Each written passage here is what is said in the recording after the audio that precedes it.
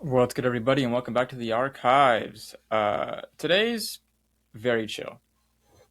Please hold no expectations for me. I simply want to peel my pomegranate because it's been in the fridge for a while and I just hadn't gotten to it. But at the same time, I wanted to talk to you guys. So, this is a video about pomegranates and books. I've My entire goal of today was to not splatter this thing on me, and I think the first thing that I just did was splatter it on me. That's always fun. Um, But yeah, let's just get into it. How are you guys doing? What have you been reading? I obviously have been posting everything that I've been reading, but if you missed it, I read about 3 books and 7 manhwa in January. The video is out. Those books were fire. It was Golden Sun and Raven Scholar and Witches of Dubious Origin. Heck yeah. I did cheat a little bit and started my February reads here at the end of January so I could get ahead on reading and videos and things like that. So I have also finished Radha and Jay's Recipe for Romance, and I've also finished what was the other one that I finished? Battle of the Bookstores. So I did those two just now. That was fun. That was a fun time. They're both average, below average reads, not really that amazing, but Battle of the Bookstores did introduce me to one of what I think is one of my favorite tropes in romance right now, or just stories in general, and it is when the two main characters are also chatting with each other anonymously, like online or through some sort of medium. And so they hate each other in real life, but online they're really friendly and really like share things with each other and things like that. And then eventually one of them finds out before the other. It's the exact same way that Divine Rivals went with Roman and Iris, and the same thing happened in Battle of the Bookstores with Josie and Ryan. So as much as like the story itself was like okay, it wasn't great. I do love that trope. Because I always loved the moments of the chapters when it was like them chatting online and the messages between the two of them. So I have read those books. I still have so many more books to read. I'm very excited. One sec. Big, big force alert. Come on. Okay. Well, it's not. Okay. Never mind. Pomegranate's not moving. But that's what I've read recently.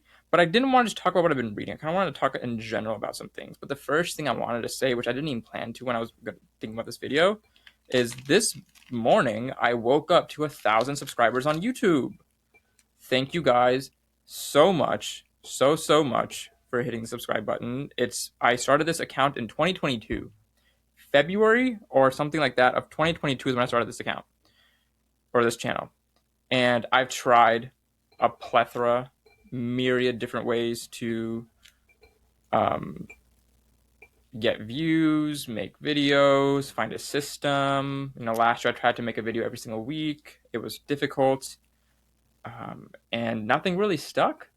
So I just kind of resolved just to doing shorts, and I don't want that, right? I want to sit on here and talk to you guys long form this way, but the shorts just are the ones that just get views and people see and end up hitting the button. So either way, I am still happy that I hit the number, and I'm not giving up on this channel in any way, but it has been more of a difficulty to figure out like how do I what do I do? What do I do, right? It's not about what anybody else does, because I feel like different people have their different formats that work for them. I just don't know what I do, because I just want to get up here and talk about books and what I thought about the books, and then maybe put some music in the background or make some jokes, make some banter, and see if people want to talk to me about books. But that doesn't always happen. So that being said, uh, thank you for 1,000. I really appreciate it. And I'm just going to keep working on it, keep working on different video styles until one sticks. And then maybe I'll do more of that with people, that kind of thing. We'll see. Second thing is really just talking about the current book climate, right? There's this whole thing on Book Talk about anti-intellectualism and intellectualism and the attack on um, romance readers or whatever it is, or Book Talk recommended reads and stuff over on Book Talk. Listen, guy like me, I don't care about a lot of this stuff. I really don't. I get on there to talk about books and then I get off. I don't care to have the conversation like through video format, just because I'm like I don't want dumb people in my comments commenting things that don't make sense. You know what I mean? But a lot of people had some interesting takes about. Did I spill some water? I didn't. Okay. A lot of people have some interesting takes. The original poster, her name is Maddie. I didn't even watch the entire video. I kind of got annoyed because her delivery was so aggressive and attacky that even though what she was saying wasn't wrong, I simply just could not listen to it because I got annoyed. Truth of the matter. But this whole thing about like intellectualism, anti-intellectualism, like the romance slop that gets promoted all the time, and there's so many better books just on Kindle Unlimited or all this stuff, right? Like people need to read something else that's not romance. People need to read something else that's not romanticy. People need to read things outside their comfort zone so they can grow as people and all that stuff. All that is fine and dandy depending on what side of the camp you're on. But I guess here's my take, right? Here's my take on this. Because I am someone who reads for the joy of it and not for the learning of it. I don't, even though I read fantasy stories, I don't read it thinking, "Wow, what lesson did I learn? What different lessons did I learn in this book?" I don't always do that. There's some times when I like pick up lessons, right? Like when I read The Phoenix King, and I really felt the lesson, like the parenthood lesson between um, Leo and King Leo and um, Elena, right? Like that one hit me for sure. When I read, I think it was more so Ghost of Rhaenyra than the Vengeful Realm. But when I read Ghost of Rhaenyra and like the relationship between Thraina and her sister Layla, or the relationship between starts with the D, and I can't remember his name right now. The relationship between him and his partner, and like him and the kid he was trying to save, like those lessons I got, sure. But I wouldn't say that I wouldn't say you have to read books to learn something. I'm not going to say you should. And the reason I say that is because right now in today's climate, yeah, there's a ton of books out there for sure, all that stuff, right? I think if you're getting your learning from a different source that's not the book you're reading, I think you're fine just to read what you want. But I do think there's something to be said about the ignorance is bliss concept, and I think people would rather be ignorant, enjoy what they're doing, spend a good time on this earth, and then pass away. I can't really fault those people because life does suck sometimes, right? Like what if your life really just sucks and all you want to do is read a romance book that has some spice levels in it, whether it's 1, 2, 3 jalapenos, and then you want to get back to your life? What if you just are depressed, like all these things, right? And then you just want to read the book that makes you happy. You don't really care to read a book that's like challenging you, making you think, all this stuff, right? You don't really care to read the classics or classic literature. You don't care to venture out of romance to read epic fantasy, venture out of like romantasy to read like high fantasy, sci-fi, things like that, right? You don't really want to. You just want to stick in your lane. I think that's fine because once again, at the end of the day, time here is just very limited. But what I think the larger problem is that they're making it a conversation about like they're making it a conversation. How do I put this? They're attacking the people who watch the videos about romance books and how romance books get pushed much more on the algorithm than other do, of how Caucasian authored written books get pushed more than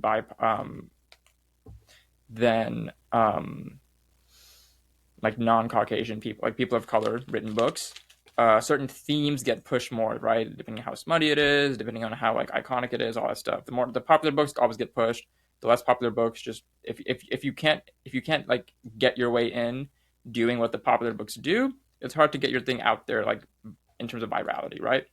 Unless your shit is just that good that this people can't help but talk about it, even if it's not what the mainstream algorithm likes.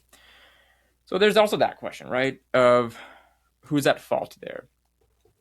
There's a camp of people who say the fault is with the people who make the videos, who promote the videos, who their entire account is promoting these kind of books, and they don't do anything else. And then the fault is like with the publishers, because they publish what sells, they market what sells, they look for authors who write what sells because they're trying to make money. And you could say it's a combination of it all, right? Publishers, authors write the books that they want to write. Sometimes they write a book even if they don't want to write it because it sells.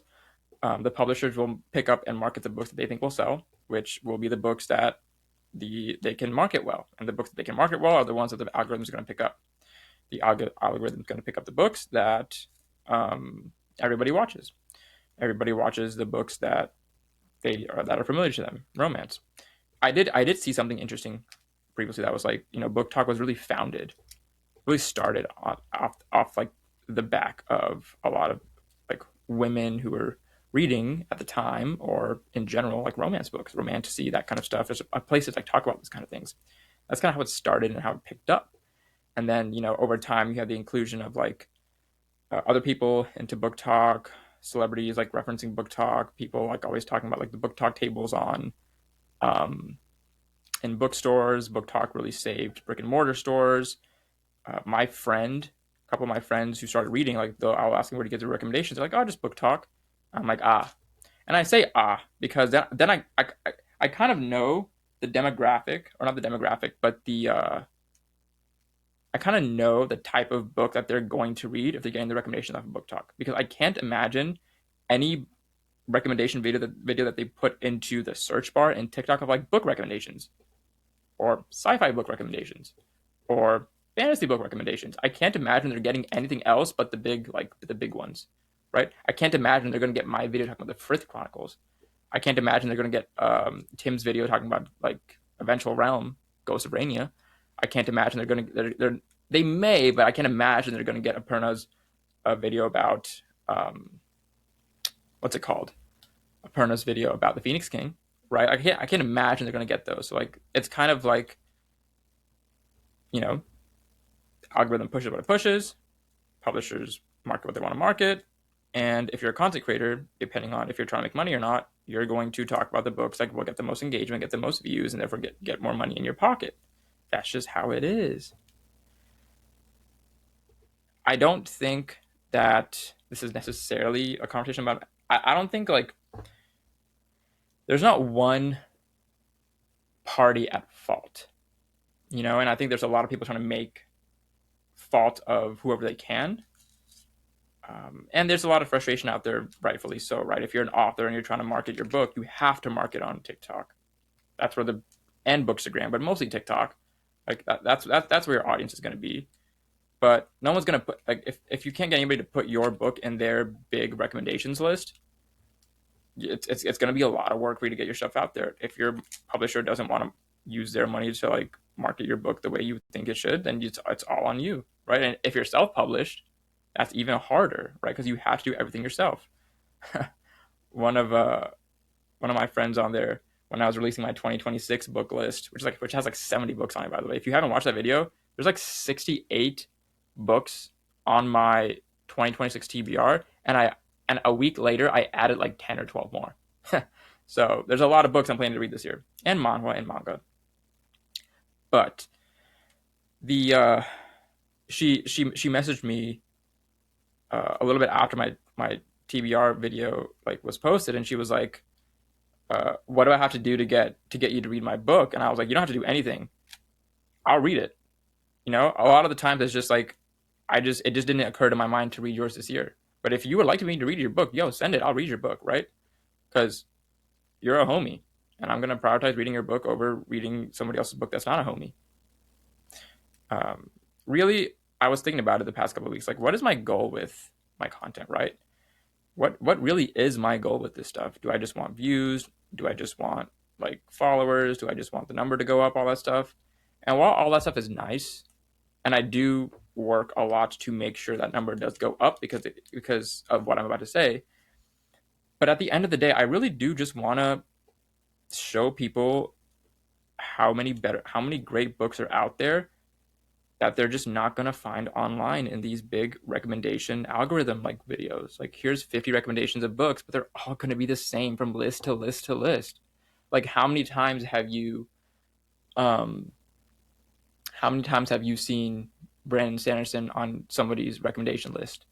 How many times have you seen, at this point, Pierce Brown, Chris Rocchio, James A. Corey, right? Like, how many times have you seen those guys on your recommendations list, you know?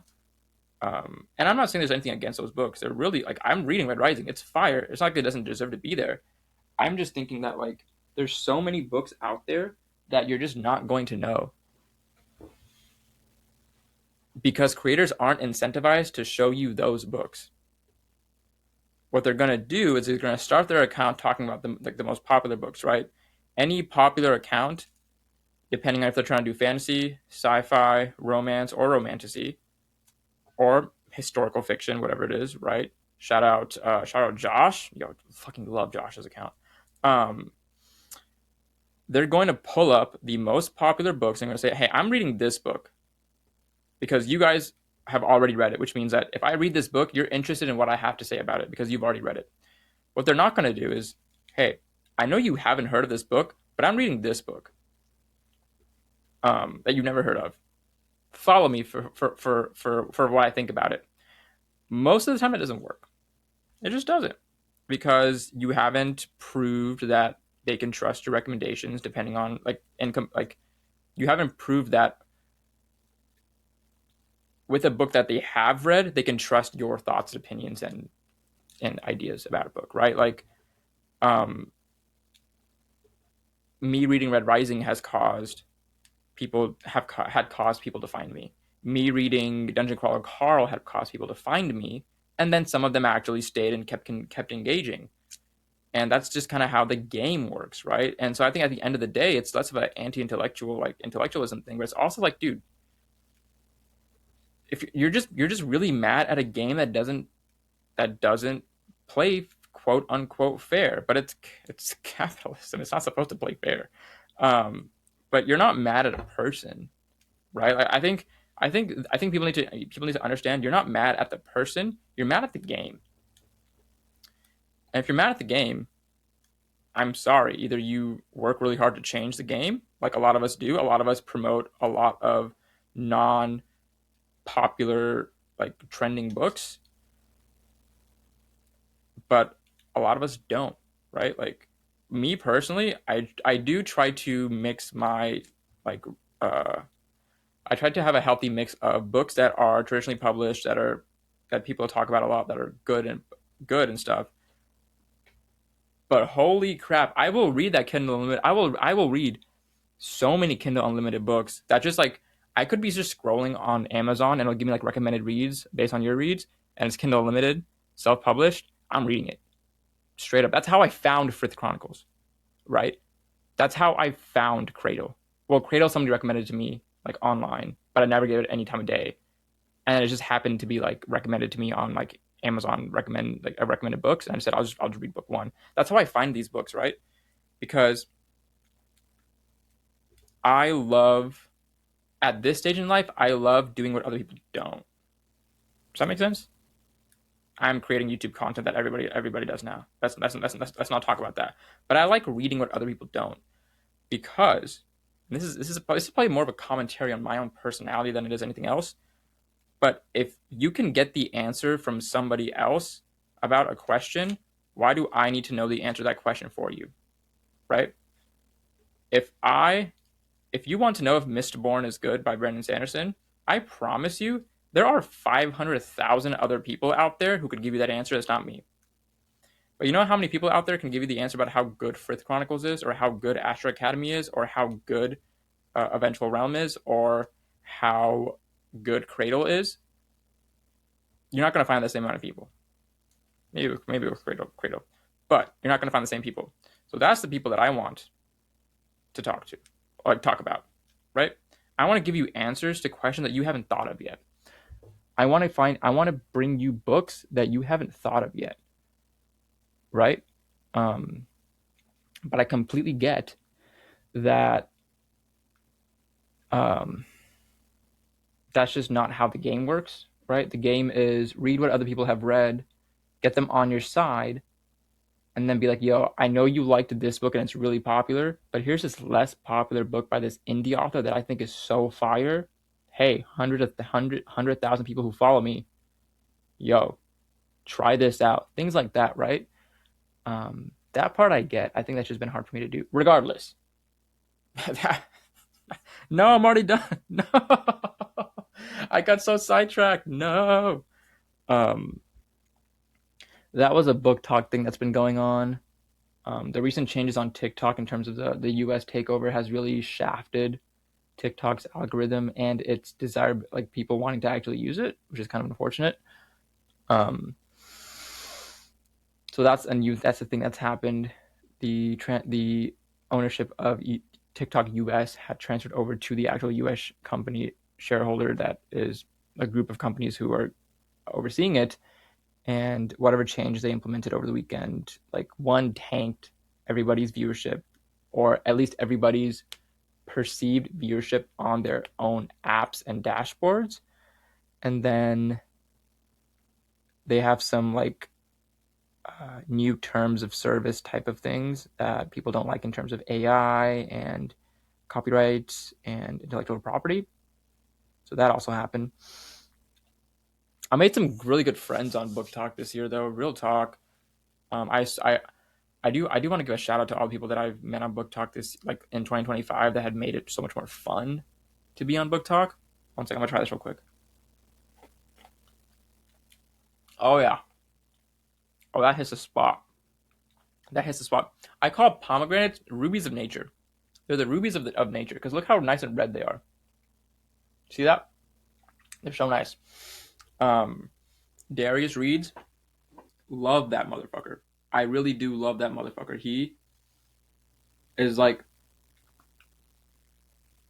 when I think about the content that I make, I think he's as parallel to the content that I make in terms of the ideas, the way I want to talk about it, the aesthetic, the quality, um, the casualness. He's so much more casual than I am. I'm so jealous of how he can just like roll off and just chat without feeling like he has to perform or things like that.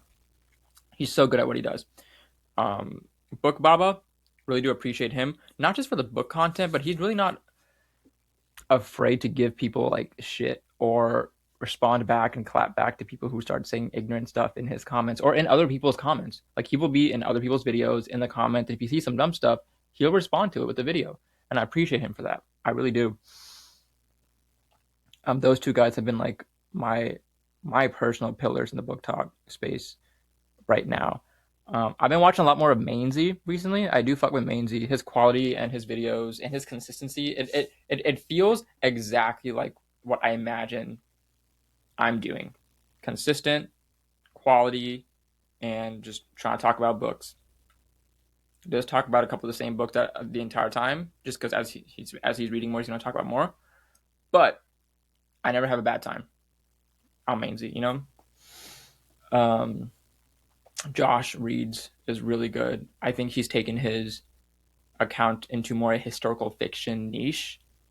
And regardless, it's just great. It's great stuff. He has great insights, great words, great books that he talks about. And I just enjoy watching them. A lot of the people that I enjoy watching, to be completely honest with you guys, a lot of the people that I enjoy watching, they appreciate good quality as well. I really just can't sit there and watch people who record on their iPhone with the front or back camera with like either a lav mic or holding the mic or whatever it is. And it's nothing against them. It's just to my ear and to my eyes. I just don't want to sit there and watch it. You know what I mean? Um, so I've just been trying to make what I watch and I end up watching what I make. But a lot of people, you know, um, just do the whole phone like lav mic to phone bit and with the massive like light on their face and stuff. That's fine. It's just not what I've been watching lately. And I think that's also like I've been watching a lot less book content lately. Just with reading and making my own and other things. I've been enjoying book content less because I feel like a lot of people just aren't making good book content unless it's like a review video. I do still love my review videos. I don't really care for recommendations. I don't really care for like skits, things like that. I do enjoy the one-off review video.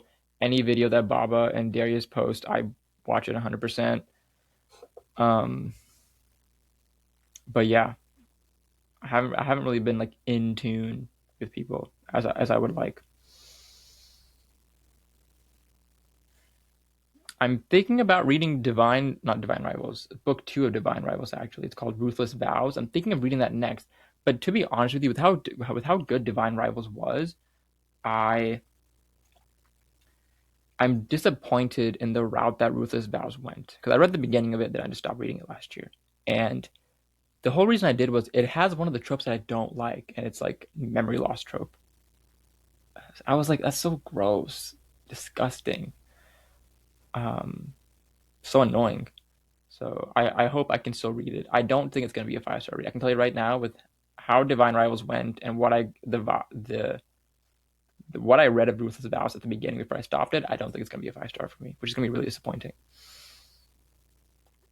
It's either that or I'm gonna start. You should have just let me go by Bailey Thomas. I think her name is over on TikTok.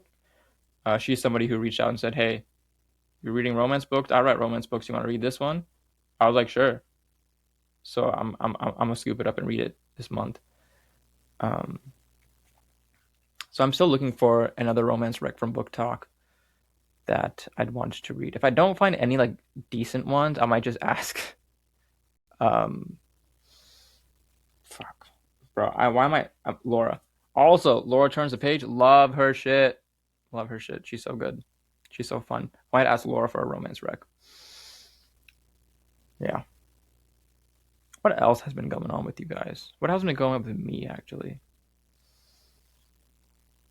Not much. I do still want to make like, you know. Oh wow, I hadn't even talked about this. Yo, now that we have hit 100 subscribers, unbeknownst to you, you've unlocked the next tier of videos, which is one like book themed, like just not book themed stuff. I'm getting into my creating bag, like making things. And I make Fableware. Fableware's still up. It's still gonna be up. Fableware.shop. But I'll give you a little teaser. I always want to make trading cards out of a specific book series. And I have all the materials for it. I just haven't started it yet. I even have a script for it, and I just haven't started it yet. So I'm challenging. My challenge was to make this video by the end of last year. Didn't happen. I was like January. Didn't happen. But my challenge is to start working on that video. Now that I've hit 1,000 subscribers, I'm going to start working on that video.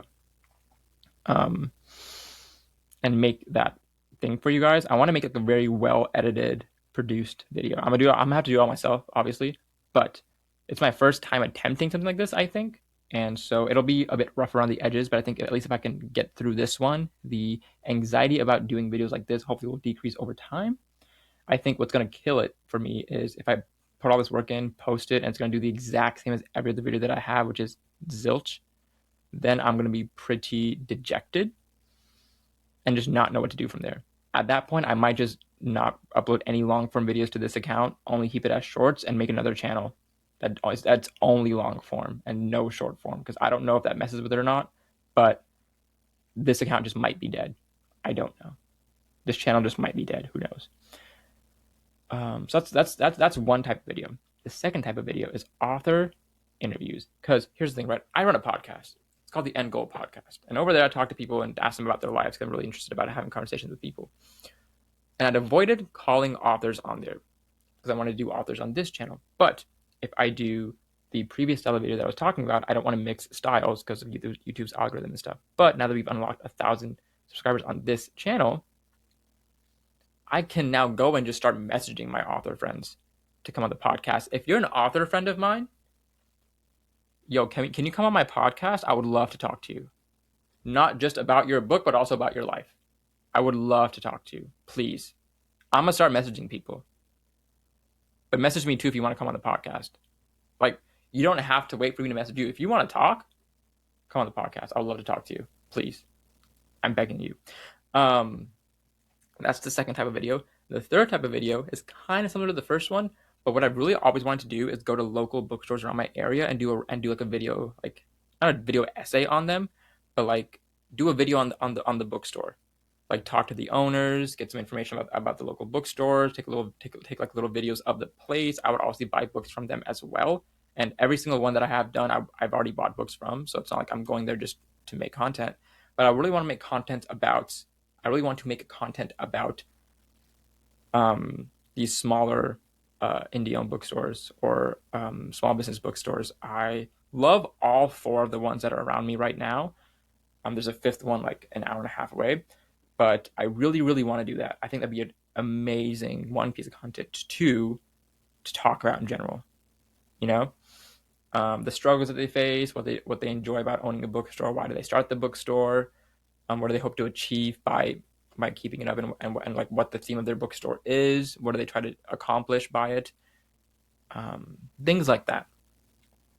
So that's the third time. So now that we hit 1,000 subscribers, I'm just trying to get 4,000 watch hours from you guys. Really, I'm just trying to get 4,000 watch hours from you guys. So however I can do it, I'm gonna try to do it. So if you're into that, stick around. But if you're into that, I need you to watch the videos. And if you're not watching the videos, I need you to tell me why.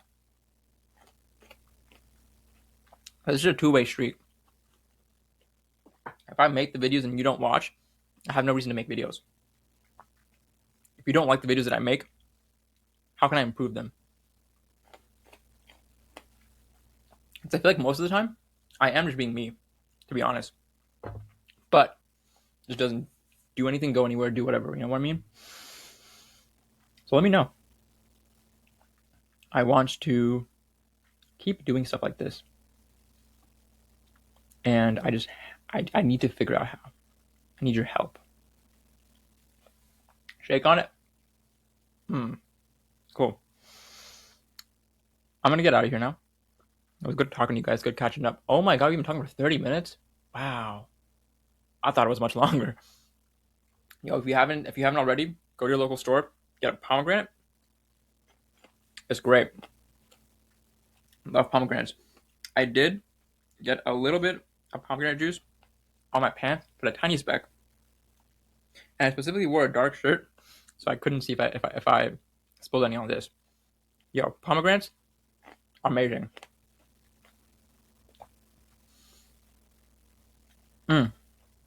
Last thing I'll leave you with is the Percy Jackson live action. Season 2 is out. Just finished the 8 episodes.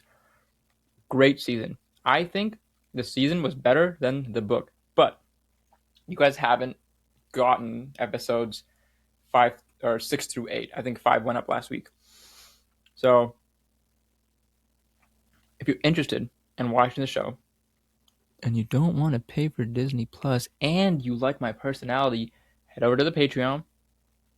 It's in the description of every Percy Jackson video. The full, uncensored, loud, full screen episode is on there with me just in the corner, like down here, just commenting on that shit. Okay. So if you want to watch it and you don't mind a little bit of like banter through it, head over there. It's really good.